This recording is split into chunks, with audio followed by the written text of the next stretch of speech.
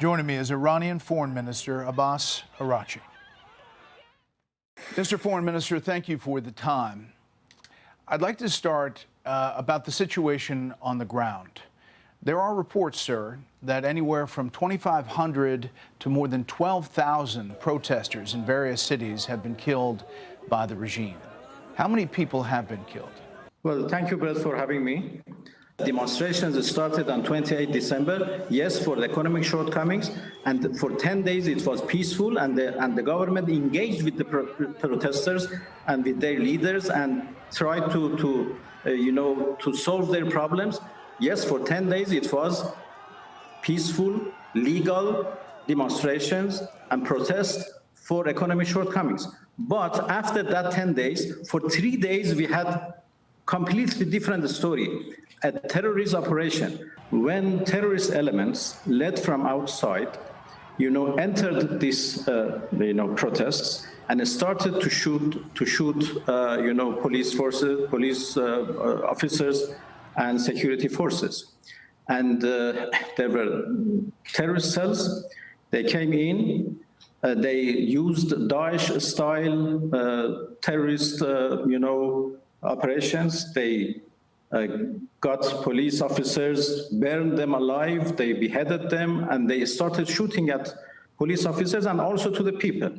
So as a result, for 3 days, we had, in fact, fighting against terrorists and not, with the protesters. It was completely a different story. The reason I have to explain, and this is important, why they started to shoot at people. For one reason, they wanted to increase the number of deaths. Why? Because President Trump has said that if there are killings, he would intervene. And they wanted to drag him into this conflict. And that was exactly an Israeli plot. They wanted to drag the President of the United States in this conflict. So they started to increase the number of deaths by killing ordinary people, by killing police officers, by starting a kind of, fighting inside the different cities. Mr. Foreign Minister, you're saying that these killings, these deaths are at the hands of foreign elements inside your country, not by the Iranian regime? That's not what we're being told when we get people to talk to us on the ground. The internet has been shut off, but occasionally turns back on, and we do hear from people on the ground who tell us various stories. Witnesses spoke of seeing snipers positioned on rooftops in downtown Tehran, firing into crowds of peaceful protests, turning abruptly into scenes of carnage, panic as bullets pierced through people's heads and torsos, sending bodies toppling to the ground, and an emergency room treating 19 gunshot patients in a single hour. The regime is on a killing spree, said one protester, and we've seen the video of body bags stacking up. You're saying that all of this is because you're not in control of your country and foreign elements are killing people inside your country? No, I'm telling you that it was a fighting between our security forces and terrorist elements who had a plan to create a big number of killings in order to provoke President Trump to enter into this conflict and start a new war against Iran. And that was exactly an Israeli plot. The footages that you mentioned have not been seen in Iran. I have to tell you that a misinformation campaign is going on at the same time. And you're suggesting that it's Israel and Mossad acting like Iranian forces, shooting the Iranian people to make casualties to spur on the action of President Trump. I'm just saying there's a lot of people that don't believe that, Mr. Foreign Minister. No, Mossad has already confessed that. They may be on the ground, sir, but as far as them killing hundreds and hundreds of people to make it look like you did, it does not appear in the video that we get out that this is a full level of calm. It appears that protests continue in a number of different cities. The exiled Iranian crown prince, talking to people on the ground, said this. About 12,000 plus. 12,000 plus. That's what we get so far. It might be more, but that's the minimum number that we know so far have been killed. Killed by the regime. This is not arrested. This is killed. We are talking about using military weapons, AK-47s, armored trucks to shoot to kill unarmed protesters. Their bodies are being picked up by bulldozers, and they charge each family for the bullet to be able to just retrieve the remains. It's abhorrent what's happening. You're denying that that's happening. or you're saying it's Israel and Mossad? Well, we are on the ground in Iran. Those, claims are baseless. There is no proof of that. The number of deaths, although they tried hard to increase the number of deaths, are only hundreds. The exact figure would be announced very soon, perhaps tonight, by our authorities. So you're saying it's less than 1,000 people? No, hundreds of people. I certainly, deny the numbers and figures they have said. It is an exaggeration. It is a misinformation campaign only to find excuses to do another aggression against Iran. I can tell you that now it is 4 days that everything is calm. There is no demonstration, there is no unrest, nothing in Iran for the past 4 days. Yes, there has been millions of people today for funerals, and 2 days ago, a big rally in support of the government and of the system. So people are on the streets, but in support of the Islamic Republic. Wow, so that's not what we hear when we hear people on the ground. I can refer you to the tweets and sayings and interviews by Israeli officials, American officials who have claimed themselves that Mossad agents are inside Iran, in the Iranian streets, in Tehran streets. Just look at the X, account of Mossad in Persian, who said that their agents are in Iran and that they are doing their job. Okay, I can't push back about where Mossad agents are or not. I can say, if anybody is taunting President Trump, it is the supreme leader who took to X and posted this, saying for days now, calling President Trump a tyrant who will be overthrown. Why, if you're saying the Israeli outside forces inside your country are doing this, why would the supreme leader himself take to X and taunt the President of the United States? Well, we were in the middle of a war started against us, and the rhetorics are quite normal in any war. We have many kind of threats by President Trump, by other American officials, by Europeans who are talking about Iranian, things in Iran. So we consider these 3 days, 8 January to 10, which we faced with a vast terrorism operation as the continuation of 12-day war that were imposed on us by Israelis and Americans. So the 13th day of war was 8 January. That was the continuation of the war. So we were in the middle of the war. And now, after 3 days of terrorist operation, now there is a calm. We are in full control. And let's, hope that wisdom would prevail and we don't go for a high level of tension, which could be disastrous for everybody. Are you moving forward with hangings of some of the protesters, or at least one of the protesters? No, I haven't heard about that, and there is no any hanging today or tomorrow or whatever. That's Friday? I can tell you, I'm confident about that. There is no plan for hanging at all.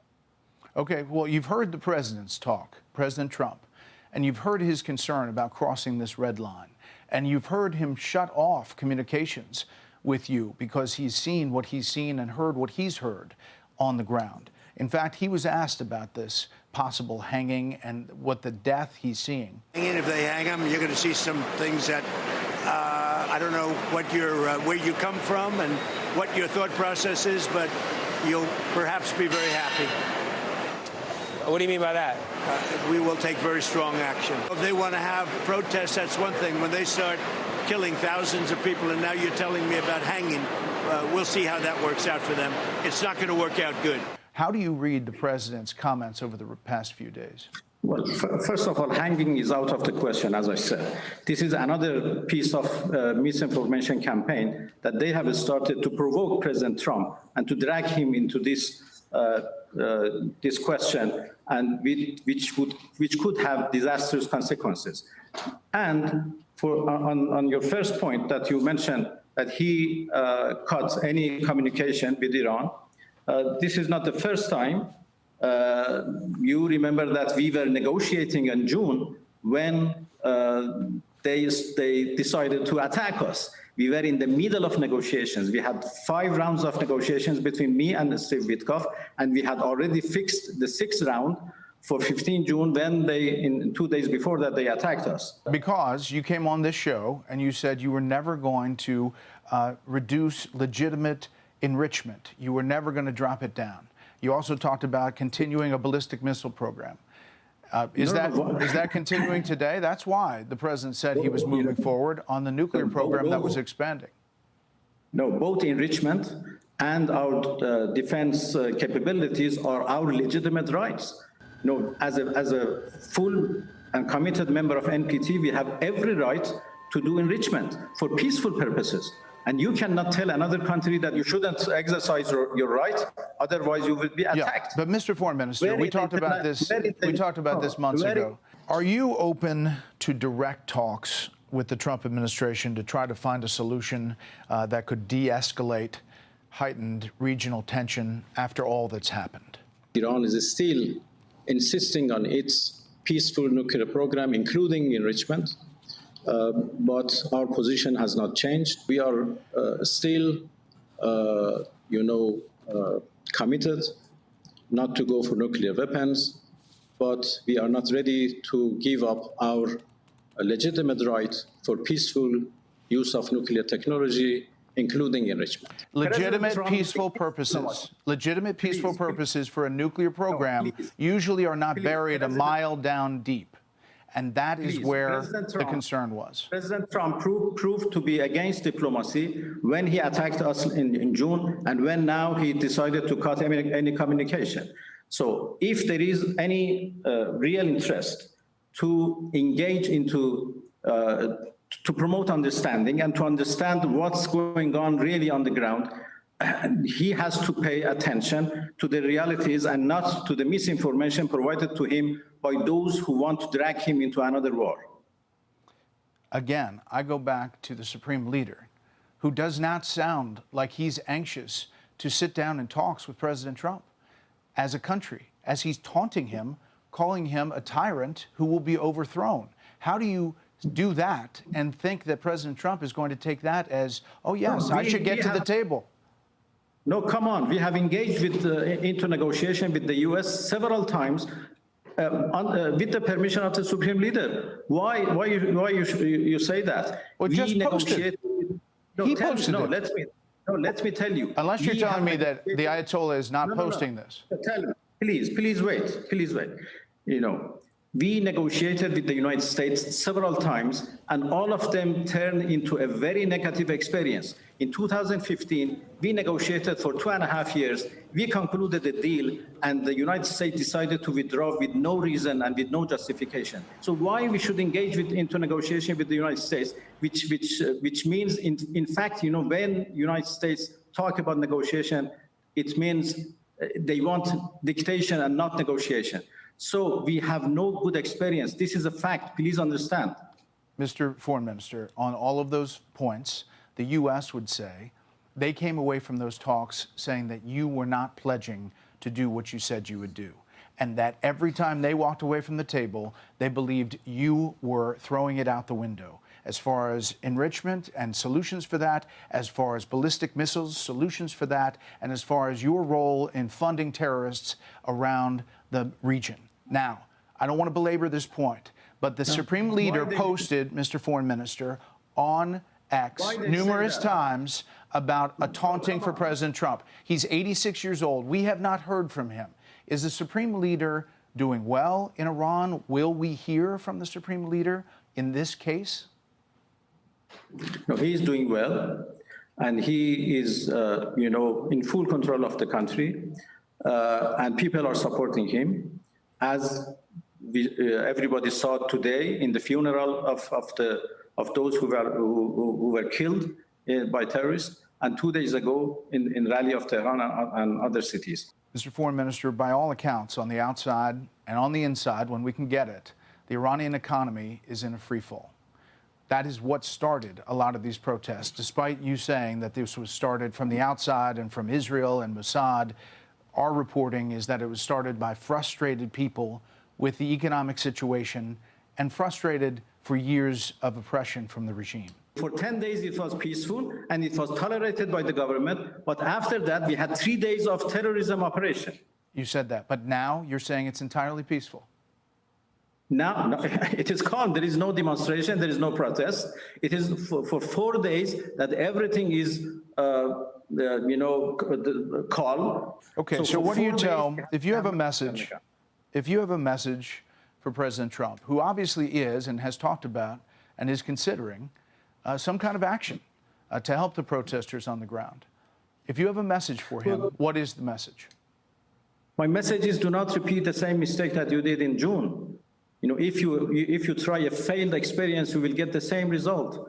In June, you destroyed the facilities, the machines, but the technology cannot be bombed, and the determination also cannot be bombed. Now, Iran proved to be ready for negotiation, for diplomacy. We have proved that in the past 20 years, in 2015, in 2025, every time. But it was the US who always escaped from diplomacy, who cut the diplomacy and opted for war. My message is, between war and diplomacy is a better way, although we don't have any positive experience from the United States, but still, diplomacy is much better than war. But it is up to the US president to decide. Mr. Foreign Minister, your proxies have largely been destroyed. Your nuclear program, it's called by the president, obliterated. You say the technology is still there. Your ballistic missile program is arguably on its way back, and it's being threatened to be attacked again by both Israel and the U.S. If you were to offer concessions to get back to the table, to talk, what would those concessions look like today?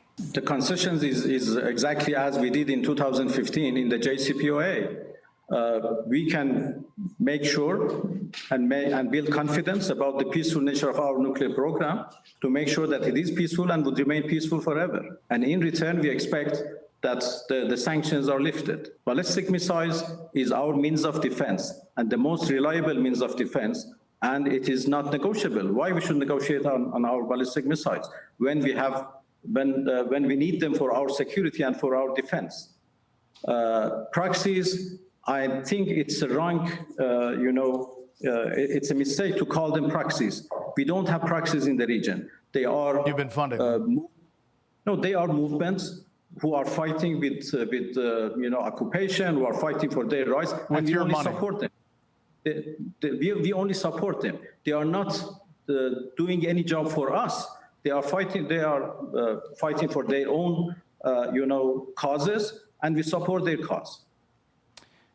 Well, Mr. Foreign Minister, we appreciate the time. There are a lot of people concerned and want you to say that the Iranian regime's killing of protesters will stop.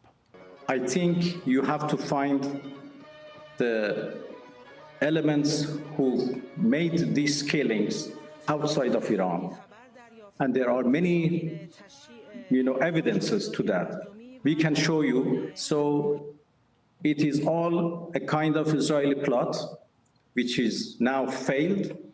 And I hope that President Trump would not build on that failed attempt by Israelis. And will the Ayatollah, will we hear from him? Besides the tweets taunting the president? Well, I think I have already answered that.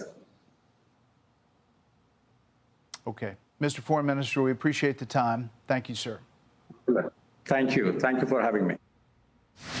Hey, Sean Hannity here. Hey, click here to subscribe to Fox News YouTube page and catch our hottest interviews and most compelling analysis. You will not get it anywhere else.